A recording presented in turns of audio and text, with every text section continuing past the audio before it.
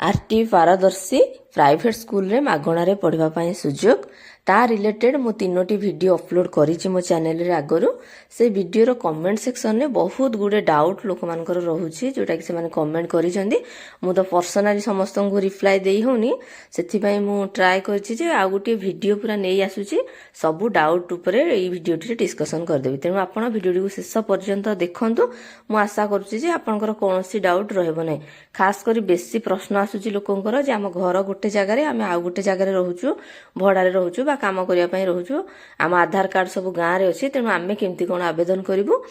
सेही प्रश्नर माने प्रश्नटी को मध्य एथरे कवर करूछि म एंदी 10-12 टी प्रश्न माने ट्राई करिबे एठी चेष्टा करिबे समाधान करिबा पाई देखंतु प्रथम होछि जदि माने प्रश्न नंबर 1 रे जन्म प्रमाण पत्र जो गोटे छुआर जदि नाही से कोन करिवो ताले से देखंतु तार आधार कार्ड नै परिबो एठी शिशुर आधार कार्ड तार जन्म प्रमाण पत्र दे परिबो अंगनवाड़ी रो रेकॉर्ड दे परिबो एनएम पंजीकरण कार्ड दे परिबो ए चारिटी रो जोटा गुटिए देले भी चलिबो आपन को हिंदी माने पूरा 62 सर्टिफिकेट दबा निहाती जरूरी बोली किछि मैंडेटरी नाही तापरे ठिकाना पई कोन दिया हबो ना देखंतु आधार कार्ड दिया हबो भोटर आईडी एटा देखंतु माता पितांकर छुआर नै छुआरा कोन भोटर कार्ड हबो कि मनरेगा कार्ड दिया जाई परिबो राशन कार्ड दिया जाई परिबो ड्राइविंग लाइसेंस मध्य दिया जाई परिबो आ गोटे सबुठ इम्पोर्टेंट जिनस देखंतु जदि आपनक पिता माता घर गोटे जगार से माने रहउचंदी बहुत जन तो आपन जानथिबे तांको गां जगतसिंहपुर हेतिबो भद्रक हेतिबो नवरंगपुर हेतिबो कुआड हेतिबो से माने जाकी भुवनेश्वर रे सब चाकरी करथिबे कि कोनसी भी प्रकार काम करथिबे तांको छुआ मानक पई कोन से तो गां रे ही तांकर आधार कार्ड थिबो भोटर कार्ड भी थिबो तेनु से मानक पई कोन ऑप्शन रहि देखंतु विद्युत बिल से माने जोठी रहउचंती सेही जगह रे इलेक्ट्रिक बिल दउथिबे से माने से इलेक्ट्रिक बिल रो मध्य प्रमाण देले आपन को चलिबो ता सहित आ कोन आपन दे परिबे ना आपन जते बेले भड़ा रहिचंती जा घरे ता सहित तो किछि एग्रीमेंट हुए टाउन जगह मान करे आपन से भड़ा रो घर रो एग्रीमेंट पेपर मध्य देई परिबे ता माने गोटे प्रूफ जे म एठी एई जगह रे रहउची श्रमिक कार्ड भी देई परिबे जदि एगुडी को किछि आपनकर हेई परुनी आपनक अंचल रे जो अंचल रे आपन रहउचंदी से अंचल रे जे एमएलए आपनकर बा विधायक अछंती किंबा गेजेटेड ऑफिसर कोठु मध्य आपन गोटे लेखिकी आनिकी देई परिबे जे मु एई जगह रे रहुची बोली एटा सबटु मोस्ट इंपोर्टेंट प्रश्न मु डिस्कशन करूची एई प्रश्नटी बहुत कमेंट रे आसीची आमे बाहर रहउछु केमिति कोन करिवु आपण जो जगह रे रहउछंदी सेटा जदि ग्रामांचल ताहले आपण कोन करंतु ना सरपंच जे आपण अंचल रछंदी तांको ठार गोटे लेखिक आनंदु आमे एठी रहउछु बोली सेटा बंध्य कार्यकारी हेबो नहले जदि टाउन जगह सेटा ताहले जे आपनकर से अंचल रो कॉर्पोरेटर अछंदी बा काउंसिलर अछंदी तांको ठार आपण लेखि परिबे लेखिक आनले भी सेटा वैलिड हबो किछि असुविधा नै नहले तापरे पासपोर्ट भी देई परिबे आपण गैस कनेक्शन जदि करचंती सेटा देई परिबे किंतु 3 मास रु अधिक पुराना हेइ नथिबो किसान फोटो पासबुक देई परिबे बैंक विवृत्ति किंबा पासबुक मध्ये आपण देई परिबे मन रखंतु गैस कनेक्शन बिल 3 मास रु अधिक हेइ नथिबो ता माने एटा फेब्रुआरी माने आमे जनवरी डिसेंबर एई भीतर हुई आपण कनेक्शन करथिबे जदि हबो पुराना हेले हेबो नाही 3 मास भीतर तापरे देखंतु एगुडी को सब आमे करि देबा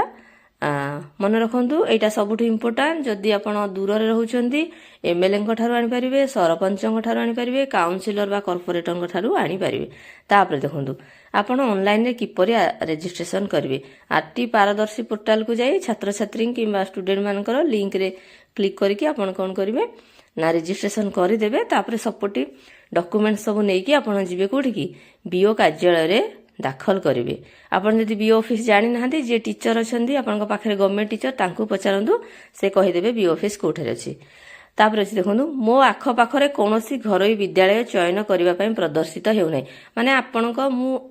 पूर्व वीडियोटी करिथिली आपण को पाखरे को स्कूल अछि आपण केमति चेक करिवे सेमिति चेक कले जदि आपण को आसु नाही किछि स्कूल ताहाले आपण कोन करिवे ना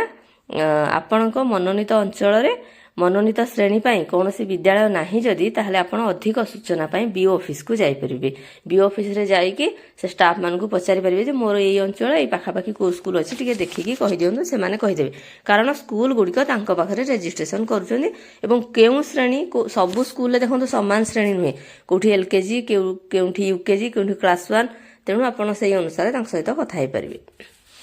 तापर देखंतु ପାଞ୍ଚ ନମ୍ବର ପ୍ରଶ୍ନ ଛାତ୍ର ପଞ୍ଜୀକରଣ ଆବେଦନ ପରେ କ'ଣ କରିବେ ସେ କହୁଛି ଯେ ଆପଣ ଯେତେବେଳେ ଆର୍ଟି ପାରଦର୍ଶୀରେ ଆବେଦନ କରି ସାରୁଛନ୍ତି କରିସାରିଲା ପରେ ଆପଣଙ୍କର ଯୋଉଟା ବିଓ ଅଫିସ୍ ଯଦି କୋଉଠି ଜାଣିନାହାନ୍ତି ଆପଣଙ୍କ ବ୍ଲକର ଯୋଉ ତହସିଲ ଅଫିସ୍ ଆମର ବ୍ଲକ ଅଫିସ୍ ଯୋଉଠି ଥାଏ ପ୍ରାୟତଃ ସେଇ ଜାଗାରେ ବିଓ ଅଫିସ୍ ଥାଏ ମ୍ୟାକ୍ସିମମ୍ ଜାଗାରେ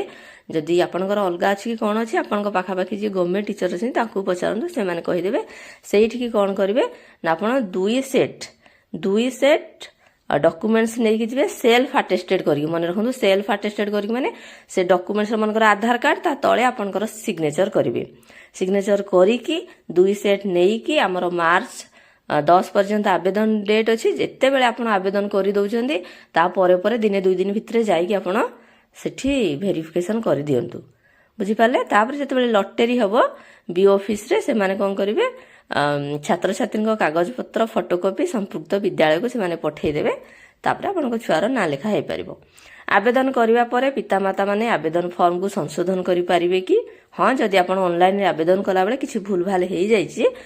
ବିଓ ଅଫିସ୍ ଯେତେବେଳେ ଆପଣ ଭେରିଫିକେସନ୍ ପାଇଁ ଯିବେ ସେହି ସମୟରେ ତାଙ୍କୁ ଠିକ୍ ଡକୁମେଣ୍ଟସଟା ଦେବେ ଏବଂ କହିବେ ମୋର ଏଇଟା ଭୁଲ ହେଇଯାଇଛି ଆପଣ କରେକ୍ସନ୍ କରିଦିଅନ୍ତୁ ସେମାନେ କରିପାରିବେ ତାଙ୍କ ପାଖରେ ସେ ପାୱାର ଅଛି ତାପରେ ଅଛି ମୋ ପିଲାର ଅକ୍ଷମତା ପ୍ରମାଣପତ୍ର ମୋ ପାଖରେ ନାହିଁ କ'ଣ କରିବି କିଛି ଯଦି ତାଙ୍କର ଶାରୀରିକ ଅକ୍ଷମତା ରହିଛି ଆପଣଙ୍କ ଶିଶୁର ତାହେଲେ ଆପଣ ହସ୍ପିଟାଲକୁ ଯାଇକି ସେ ପ୍ରମାଣପତ୍ରଟିକୁ ଡକ୍ଟରଙ୍କ ଠାରୁ ଆଣନ୍ତୁ ହେରି ତାପରେ ଆପଣ ଆବେଦନ କରିବେ ଟାଇମ୍ ବହୁତ ଅଛି ମାର୍ଚ୍ଚ 10 ପର୍ଯ୍ୟନ୍ତ ଆବେଦନ ଡେଟ୍ ଅଛି ଆପଣ କରିପାରିବେ ଭିତରେ ଯାଇକି ଆପଣ ହସ୍ପିଟାଲରୁ ଆଣିଦିଅନ୍ତୁ ତାପରେ ପିତାମାତା ଅଭିଭାବକଙ୍କ ପାଇଁ ସହାୟକ ପରିଚୟ ପ୍ରମାଣପତ୍ର କ'ଣ କ'ଣ ହେଇପାରିବ ମାନେ କ'ଣ କ'ଣ ସେମାନେ ଦେବେ ଦେଖନ୍ତୁ ପରିଚୟ ପାଇଁ ଆଧାର କାର୍ଡ ଦେଇପାରିବେ ଭୋଟର କାର୍ଡ ଦେଇପାରିବେ ଡ୍ରାଇଭିଂ ଲାଇସେନ୍ସ ଦେଇପାରିବେ ପ୍ୟାନ୍ କାର୍ଡ ଦେଇପାରିବେ ରାସନ କାର୍ଡ ଦେଇପାରିବେ ଆଉ ଦିବ୍ୟଙ୍ଗତା ପ୍ରମାଣପତ୍ର ମଧ୍ୟ ଦେଇପାରିବେ କୌଣସି ଗେଜେଟେଡ୍ ଅଧିକାରୀଙ୍କ ଠାରୁ ମଧ୍ୟ ଲେଖେଇକି ଦେଇପାରିବେ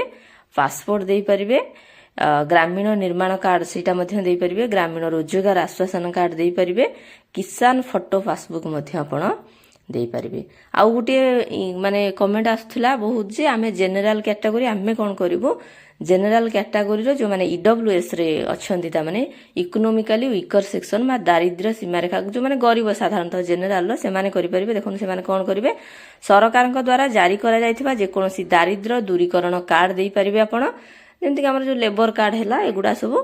ଆଉ କ'ଣ କରିପାରିବେ ନହେଲେ ଇନକମ୍ ସାର୍ଟିଫିକେଟ୍ ଆପଣ ଦେଇପାରିବେ ଇନକମ୍ ସାର୍ଟିଫିକେଟ୍ ଆମର ବାହାର କରିଦେବା ତହସିଲ ଅଫିସରୁ ସେଇଟା ମଧ୍ୟ ଆପଣ ଦେଇପାରିବେ ଇଡବ୍ଲ୍ୟୁଏସ୍ ବା ଯେଉଁମାନେ ଗରିବ ଶ୍ରେଣୀର ଅଛନ୍ତି ଜେନେରାଲ କ୍ୟାଟେଗୋରୀ କିନ୍ତୁ ଗରିବ ଶ୍ରେଣୀର ଅଛନ୍ତି ଆଉ ଯଦି HIV ବା ଏଡ୍ସ ପଜିଟିଭ୍ ଅଛି ଏବଂ ଅକ୍ଷମତା ପାଇଁ ସହାୟକ ଡକୁମେଣ୍ଟ କ'ଣ କ'ଣ ଦେବେ ନା ଭିନ୍ନକ୍ଷମ ଶିଶୁ ଯେତେବେଳେ ମାନେ ଆମର ହସ୍ପିଟାଲରୁ ତାଙ୍କୁ ସାର୍ଟିଫିକେଟ୍ ମିଳେ ସେହି ସମୟରେ ସେଠି ତାର କେତେ ପରସେଣ୍ଟ ଶାରୀରିକ ଭାବରେ ଅକ୍ଷମ ଲେଖାଯାଇଥାଏ ସେଇଟା କହୁଛି ଯେ 40%ରୁ ଆପଣଙ୍କର କମ୍ ହେଇନଥିବ ଯେମିତିକି 10, 12, 30 ଏମିତି ହେଲେ ହେବନି ଆପଣଙ୍କୁ 40ରୁ ଅଧିକ ହିଁ ଆପଣ ଭିନ୍ନକ୍ଷମ ବୋଲି ଦେବାକୁ ପଡ଼ିବ ତାପରେ ଯାଇକି ସେଇଟା କାର୍ଯ୍ୟକାରୀ ହେବ ଆଉ କ'ଣ ହେବ ନା HIV ଏଡ୍ସ ପ୍ରଭାବିତ ସଂକ୍ରମିତ ଯଦି ଅଛନ୍ତି ତାହେଲେ ଯିଏ ତାଙ୍କର ଅଫିସର ଯିଏ ତାଙ୍କଠୁ ମଧ୍ୟ ଗୋଟେ ପ୍ରମାଣପତ୍ର ବା ସାର୍ଟିଫିକେଟ୍ ଆପଣଙ୍କୁ ଆଣିବାକୁ ପଡ଼ିବ ତାପରେ ଯାଇକି ଆପଣଙ୍କର ଏଇ କ୍ୟାଟାଗୋରୀରେ ରିଜର୍ଭେସନ୍ ପାଇପାରିବେ ଆଉ ଯେଉଁମାନେ ଅନାଥ ଅଛନ୍ତି ଅନାଥଙ୍କ ପାଇଁ ମଧ୍ୟ ସହାୟକ ଡକୁମେଣ୍ଟ ଆପଣଙ୍କୁ ଦେବାକୁ ପଡ଼ିବ ଶିଶୁ କଲ୍ୟାଣ କମିଟି ଯେଉଁଟାକି ଆମର CWC ଦ୍ୱାରା ପ୍ରଦାନ କରାଯାଇଥିବା ପ୍ରମାଣପତ୍ର ମଧ୍ୟ ଆପଣଙ୍କୁ ଦେବାକୁ ପଡ଼ିବ ଏଇଠି ମାନେ ମୁଁ ଇମ୍ପୋର୍ଟାଣ୍ଟ ପ୍ରଶ୍ନ ଗୁଡ଼ିକ ଯେଉଁଟା କମେଣ୍ଟ ସେକ୍ସନରୁ ପଢ଼ିକି ଯେଉଁଗୁଡ଼ା ମୋତେ ଇମ୍ପୋର୍ଟାଣ୍ଟ ଲାଗିଛି ମୁଁ ସେଗୁଡ଼ା ଏଠି ଉଠେଇଛି ଆପଣ ଯଦି ଆହୁରି କିଛି ଆପଣଙ୍କର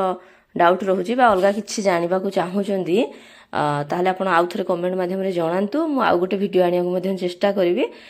ମୁଁ ଚାହୁଁଛି ଆପଣମାନଙ୍କର କୌଣସି ପ୍ରକାର ଡାଉଟ୍ ନ ରହୁ କାରଣ ଯେହେତୁ ସରକାର ଆମକୁ ଗୋଟେ ସୁବିଧା ପ୍ରଦାନ କରୁଛନ୍ତି ଆମେ କାହିଁକି ତାର ଲାଭ ଉଠେଇବାନି